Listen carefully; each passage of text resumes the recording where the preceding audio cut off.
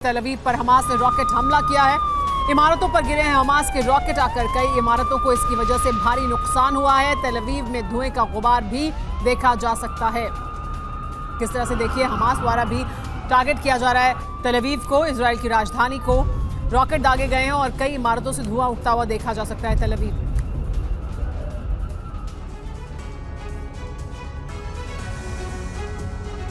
Israel के बाद अब मिडिल ईस्ट में अमेरिकी बेस पर हमले हो रहे हैं। अमेरिका का कहना है कि उसके सैनिकों पर जो मिलिशिया गुट हमले कर रहे हैं वो ईरान समर्थित हैं। ऐसे में इजराइल और अमेरिका दोनों के टारगेट पर ईरान आ चुका है, यानी अरब में नए युद्ध के आसार बनते जा रहे हैं। जबकि ईरान बार बार कह रहा है कि वो युद्ध नहीं चाहता। तो क्या ये समझा जाए कि ईरानी प्रॉक्सी गुट अब ईरान के कंट्रोल से बाहर हो चुके हैं? अगर ऐसा है तो अरब से महाविनाश की चिंगारी भड़कने वाली है, जो कभी भी विश्व युद्ध में बदल सकती है।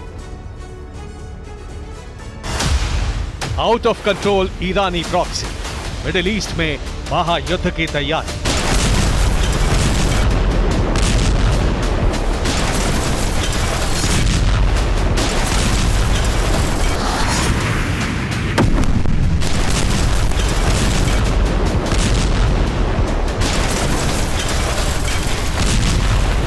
सुलगने लगा अरब, इजराइल के बाद अमेरिका टारगेट पर।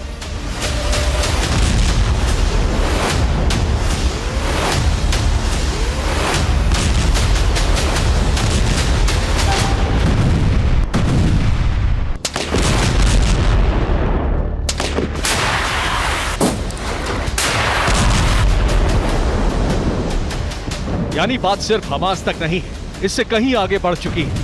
जिसमें पहले इजराइल झुलसा, अब मिडिल ईस्ट में अमेरिकी ठिकानों को निशाना बनाया जा रहा है।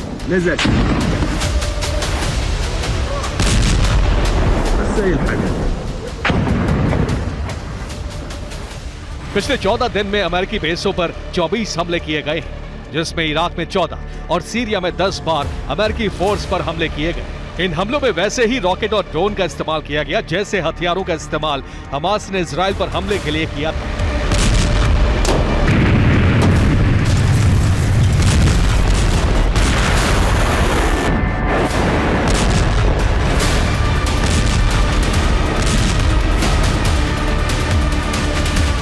इसके अलावा पूर्वी सीरिया में ईरानी प्रॉक्सी ने कॉनिको फील्ड में मौजूद अमेरिकी बेस पर मिसाइल अटैक किए।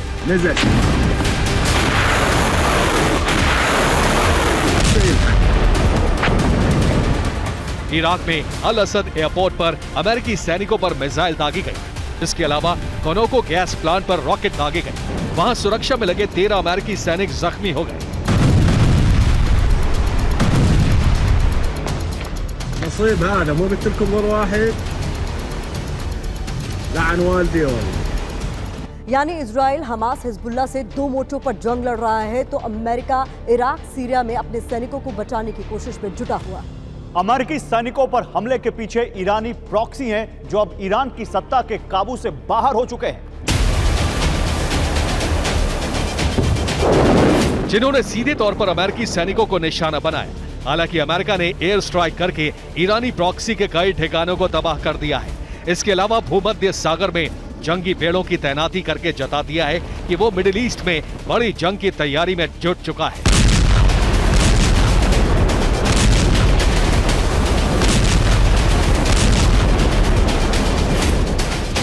अब सवाल उठ रहा है कि अमेरिकी सैनिकों पर ईरानी प्रॉक्सी के हमलों के पीछे ईरान है या फिर ईरान के हाथ से लगाम छूट चुकी है, क्योंकि खतरा इतना बड़ा है कि ईरानी प्रॉक्सी के पास ईरान से मिले हाईटेक हथियार हैं, जिसमें मिसाइल और कामिकाज़े ड्रोन शामिल हैं।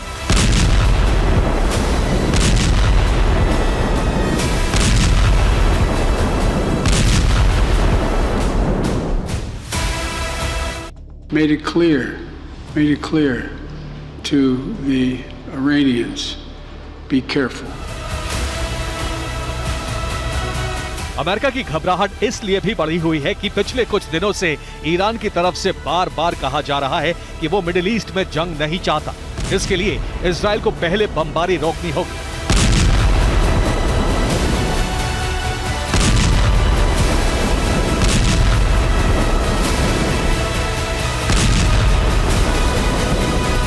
چنانچه این جنایت ادامه پیدا کنه مسلمان ها بیتاب میشن، نیروهای مقاومت بیتاب میشن، کسی جلو اینا رو دیگه نمیتونه بگیره.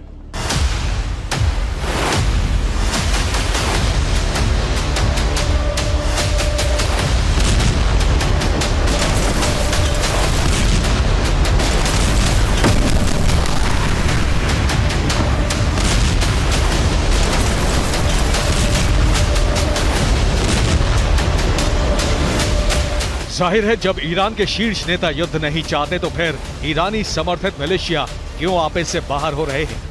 अमेरिका के साथ पिछले 6 महीने से चल रहा सीज फायर क्यों तोड़ दिया? हालांकि ऐसा 7 अक्टूबर को हमास के इजराइल पर हमले के बाद हुआ है।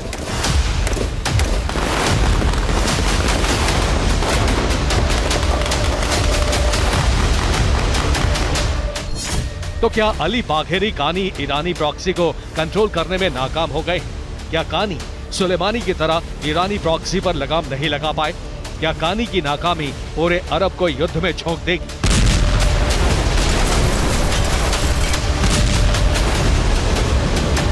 आज अमेरिका को ईरानी जनरल कासिम सुलेमानी की याद जरूर आ रही होगी, क्योंकि उसके जीवित रहते हुए कभी भी ईरान के गुटों ने इतने बड़े हमले नहीं किए थे। हालांकि कासिम सुलेमानी को भी अमेरिका ने ड्रोन हमले में ही मार गिराया था। अमेरिका ने ऐसा इसलिए किया था क्योंकि कासिम सुलेमानी के खात्मे से ईरानी प्रॉक्सी कमजोर पड़ जाएंगे। जबकि इसका उल्टा हुआ, खमेनेई और रईसी मिलकर ईरानी प्रॉक्सी को पालते पोसते रहे और इसकी कमान सुलेमानी की तरह अली बाघेरी कानी को दे दी गई, जो एक बड़ी भूल साबित हुई।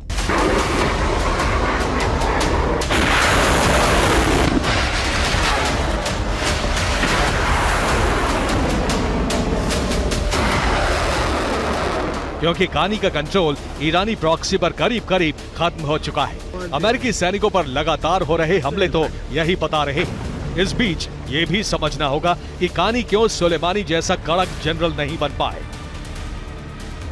दरअसल सुलेमानी के पास ईरान समर्थित मिलिशिया ग्रुप का पूरा कंट्रोल था। मिलिशिया नेता सीधे IRGC को रिपोर्ट करते थे। IRGC यानी Islamic Revolutionary Guards Corps. Qasim Soleimani को ईरान के सर्वोच्च नेता अयातुल्ला अली खमेनेई ने IRGC का कमांडर बनाया था। इसके अलावा ईरान का दबदबा मिडिल ईस्ट में बढ़ाने के लिए ईरान समर्थित मिलिशिया फोर्स तैयार करने को कहा गया था। इसके लिए IRGC को $200 मिलियन की मदद की थी। इसके लिए ईरान के रक्षा बजट में बदलाव लाने के लिए खास कानून बनाया गया था। सुलेमानी का कद लगातार बढ़ रहा था और ईरान समर्थित मिलिशिया संगठनों में प्रभाव भी। जाहिर है सुलेमानी की वजह से ईरान का दबदबा तेजी से मिडिल ईस्ट में बढ़ रहा था।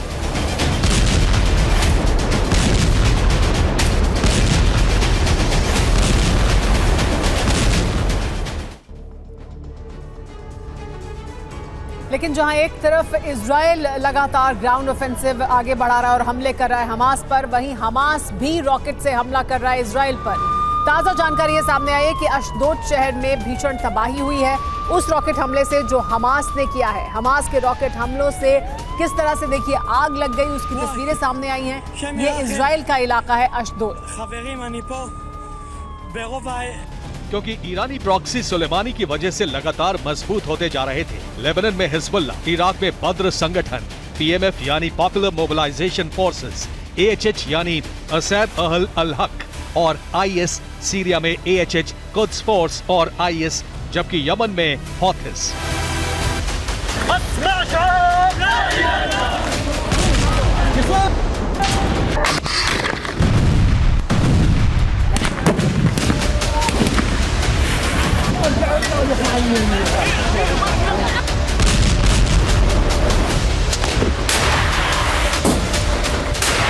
इसके अलावा इजराइल के खिलाफ गाजा पट्टी और वेस्ट बैंक में ईरान समर्थित मिलिशिया के नेताओं के संबंध भी सुलेमानी से थे। सुलेमानी का शिया मुसलमानों पर अच्छा प्रभाव था, इसलिए अफगान और पाकिस्तान से शिया नौजवान सीरिया, इराक में सुलेमानी के कहने पर अच्छी खासी तादाद में भर्ती हुए थे।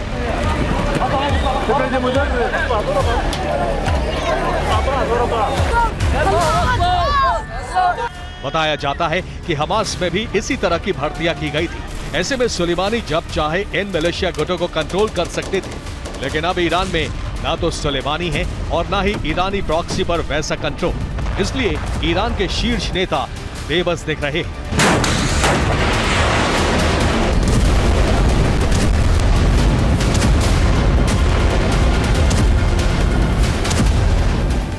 और यही बेबसी उस वक्त भी दिखी थी जब सुलेमानी का जनाजा निकला था, तो खमेनी फूट कर रोए थे। Bureau report, TV9 Bharatvarsh.